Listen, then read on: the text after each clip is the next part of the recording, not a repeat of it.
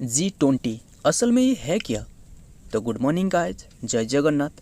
असल में हम इस वीडियो में डिस्कस करेंगे इसके बारे में, ये G20 के बारे में हमने कंप्लीट डिटेल्स में डिस्कस करेंगे। हालांकि हमने इसके बारे में, ये G20 के बारे में कई सारे वीडियो बनाई है, कई सारे MCQ फॉर्मेट में कई सारे क्वेश्चन को सॉल्व की है, बट आज हम इस वीडियो में इसका टोटल डिटेल्स में डिस्कस करेंगे। ये जो G20 के बारे में बहुत ही इंपॉर्टेंट होने वाला है ये वीडियो को एंड तक देखना, वीडियो का स्किप मत करना, बहुत ही इम्पोर्टेंट क्वेश्चन को मिस कर जाओगे। वीडियो का स्पीड बढ़ा लेना पर स्किप मत करना, ध्यान से सुनना। G20 के बारे में ज़्यादातर स्टूडेंट ने मुझे ऐसा ही कमेंट की है कि पता नहीं उन्हें ये G20 के बारे में, कई सारे स्टूडेंट को अभी पता ही नहीं है। पता होना ही चाहिए, बहुत इंपॉर्टेंट है ये G20, क्योंकि कई सारे एग्ज़ाम में ये पूछा गया है अभी तक, और ये G20 भी इम्पोर्टेंट हो सकता है सारे एग्ज़ाम के लिए, बहुत ही महत्वपूर्ण हो सकता है। G20 का प्रेसिडेंटशिप अभी इंडिया के पास ही है, ये बात तो आपको पता ही होगा। ये मैंने बताया था MCQ फॉर्मेट में, जब हमने क्वेश्चन डिस्कस की थी तभी हमने ये सभी को डिस्कस की थी। बट आज हम ये जो वीडियो में डिस्कस करेंगे, मतलब सिर्फ और सिर्फ G20 के बारे में डिस्कस करेंगे कि ये है क्या। मतलब हमने ये G20 के बारे में, इसके बारे में हमने कई सारे MCQ काफ़ी डिटेल्स में डिस्कस की है।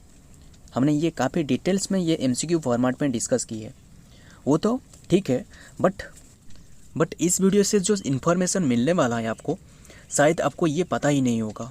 ध्यान से सुनना ये वीडियो को एंड तक देखना, बहुत ही इम्पोर्टेंट नॉलेज को आप सीख के जाओगे।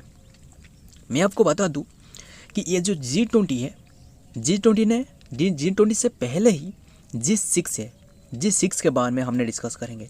यस, आपने सही सुना, G6, G20, G8, G7 से पहले ही G6 था। ध्यान से सुनना, G6 इसके बारे में डिस्कस करेंगे। ये एस्टेब्लिश की गई थी 1970 में, याद रखना 1970 की बात है। ये 1970 में ये एस्टेब्लिश की गई थी।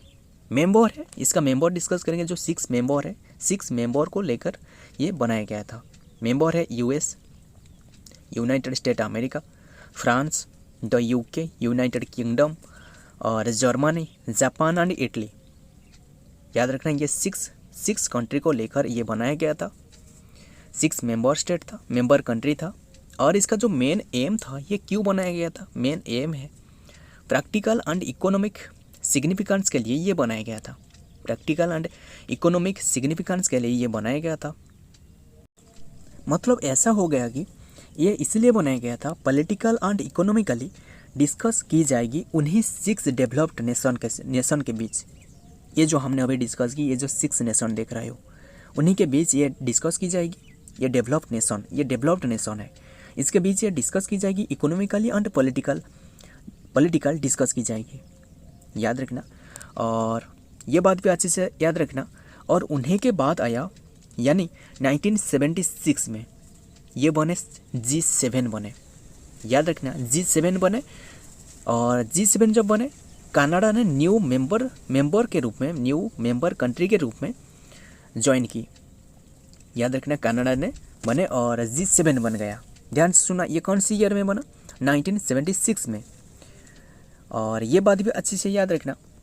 देखिए, कोई भी एक, ये बात अच्छे से याद रखना, मतलब कोई भी एक देश की जब क्राइसिस और कोई भी एक वार चलता है, कोई भी एक क्राइसिस देखने को मिल रहा है और कोई भी एक हज़ार्ड हो सकता है, ऐसे ही देखने को मिलता है, तो इसका मतलब ऐसा नहीं है कि सिर्फ उन्हीं कंट्री के ऊपर ही असर देखने को मिलता है।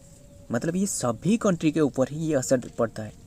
ध्यान से सुना, मतलब कोई भी एक कंट्री के ऊपर जब क्राइसिस देखने को मिलता है, कोई भी एक वार चलता है, तो मतलब उन्हीं कंट्री के ही सिर्फ ये असर नहीं पड़ता है, मतलब सभी कंट्री के ऊपर ही ये असर देखने को मिलता है। याद रखना, इसीलिए ये बनाया गया था।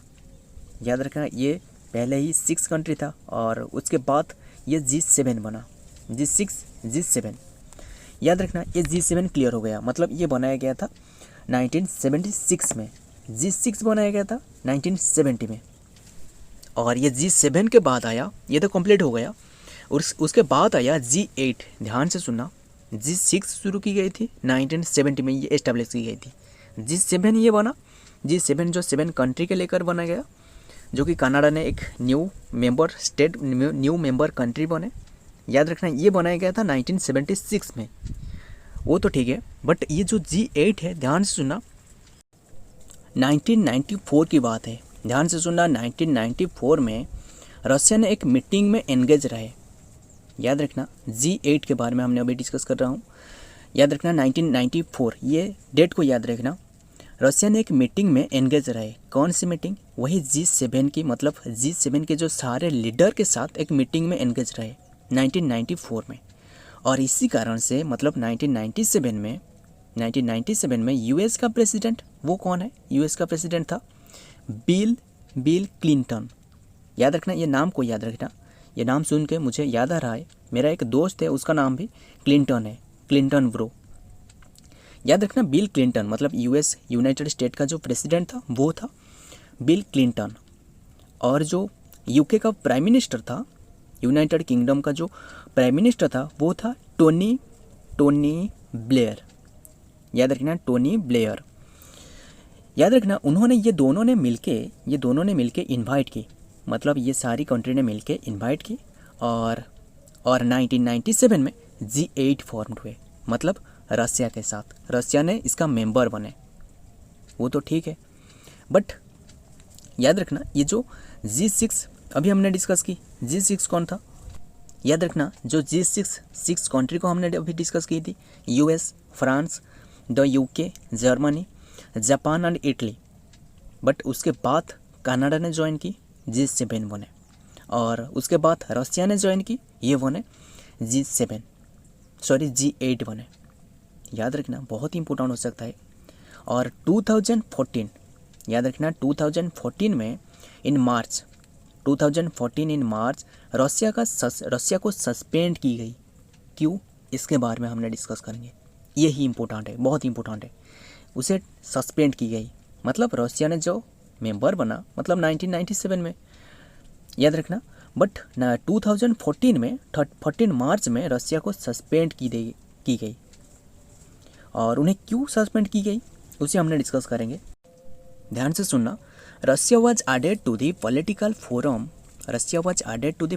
Forum from 1997। हमने अभी डिस्कस की थी 1997 में ये ऐड की गई थी उन्हें। which the following year become known as the G8 बने थे, वो तो ठीक है। इन मार्च 2014 रशिया वाज सस्पेंडेड इंडेफिनाइटली, सस्पेंडेड की गई थी। was suspended indefinitely following annexation of Crimea। ध्यान से सुना, ये जो annexation of Crimea, whereupon the political forum name reverted to G7। याद रखना ये फिर से G7 बन गया इन जनवरी 2017। और रशिया ने जनवरी 2017 में officially announce it permanently withdrawal from this G8। बहुत इंपॉर्टेंट है, उन्होंने ऑफिशियली जो अनाउंस की है, मतलब रशिया ने 2017 में अनाउंस की, जनवरी 2017 में अनाउंस की कि उन्होंने विड्रॉ कर ली G8 से और अब G7 बन गया।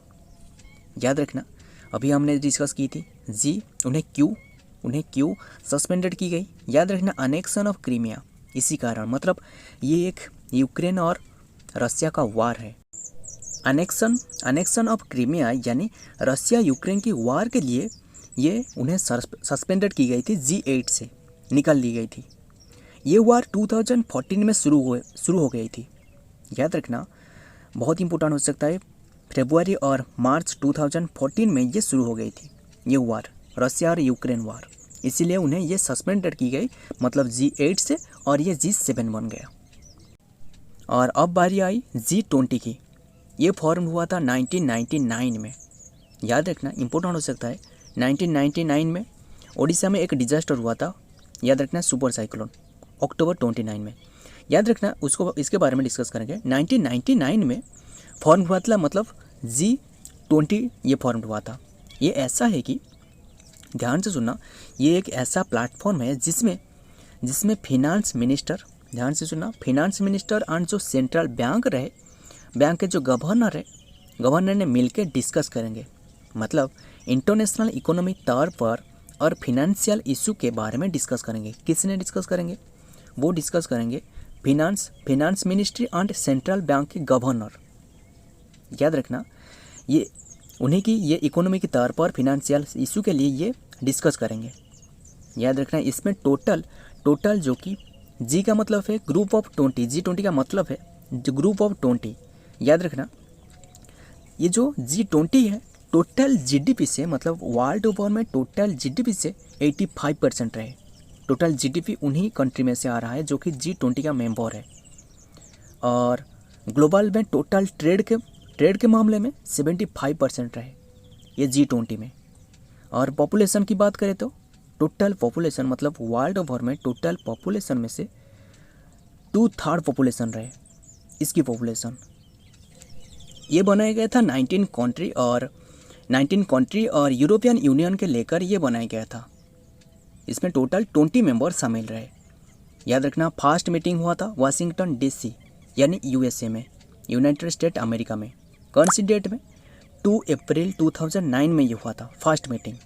सेकेंड मीटिंग भी वही यूनाइटेड स्टेट में हुआ था, मतलब 24 और 25 2009 सितंबर में हुआ था। बहुत ही इंपॉर्टेंट हो सकता है। और अभी जो इंडिया में हो रहा है, अभी ये इंडिया में हो रहा है, और इंडिया में जो इसका मोटो है वसुधैव कुटुंबकम, और थीम है one earth one family one future, इसका थीम है। याद रखना ये होस्ट कर रहा है इंडिया ने, इम्पोर्टेंट हो सकता है। और 2022 में जो होस्ट की थी वो था इंडोनेशिया के पास ये उसका उन्होंने होस्ट की थी, मतलब इंडोनेशिया ने 2022 में। और ये 2022 में इसका मोटो क्या था? रिकवर टुगेदर रिकवर स्ट्रॉन्गर, इसका मोटो है। बहुत ही इंपॉर्टेंट है। और उसके बाद जो इंडिया के बाद जो होस्ट करेगा वो है ब्राज़ील ने।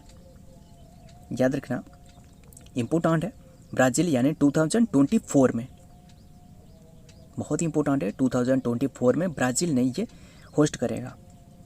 याद रखना, रिया डे जानेरियो, इसका नाम याद रखना, रिया डे जानेरियो, जो कि ब्राज़ील में स्थित है, यहाँ जो कि ये होस्ट की जाएगी। ब्राज़ील का कैपिटल के बारे में बात करें तो वो है, याद रखना, ब्रासिलिया। और PM है, मुझे ठीक से याद नहीं आ रहा है, और ये याद रखना लुला दा सिल्वा इसका PM है, मतलब ब्राज़ील का। इम्पोर्टेंट नहीं है बट याद रखना जो PM है लुला दा सिल्वा। याद रखना, ये G20 के बारे में सभी को याद रखना इम्पोर्टेंट हो सकता है।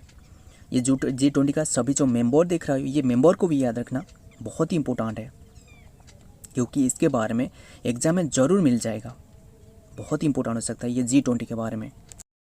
और ये जो G20 का मेंबर ये देख रहे हो, ये सभी को याद रखना, Argentina, Australia, Brazil, Canada, China, France, Germany, India, Indonesia, Italy, Japan, Republic of Korea, Mexico, Russia, Saudi Arabia, South Africa, Turkey, the United Kingdom, UK, the United State, the African Union and the European Union. ये सभी को याद रखना important हो सकता है। और ये बात भी अच्छे से याद रखना, अभी G21 बन जाएगा, मतलब और एक जो कि अफ्रीका ने न्यू मेंबर बनने के लिए ये बात की जा रहा है। सो फ्रेंड, हमने ये जितना भी डिस्कस की, ये वीडियो पसंद आए तो लाइक कर लेना और दोस्तों के साथ शेयर भी कर लेना, और हमारे साथ जुड़ के रहेगा, क्योंकि इसी चैनल पे सिर्फ और सिर्फ इम्पोर्टेंट क्वेश्चन जो एग्ज़ाम ओरिएंटेड होती है उसके बारे में डिस्कस की जाती है। मिलता हूँ और एक इम्पोर्टेंट ऐसा ही इम्पोर्टेंट वीडियो के साथ, तब तक के लिए जय हिंद, जय जगन्नाथ।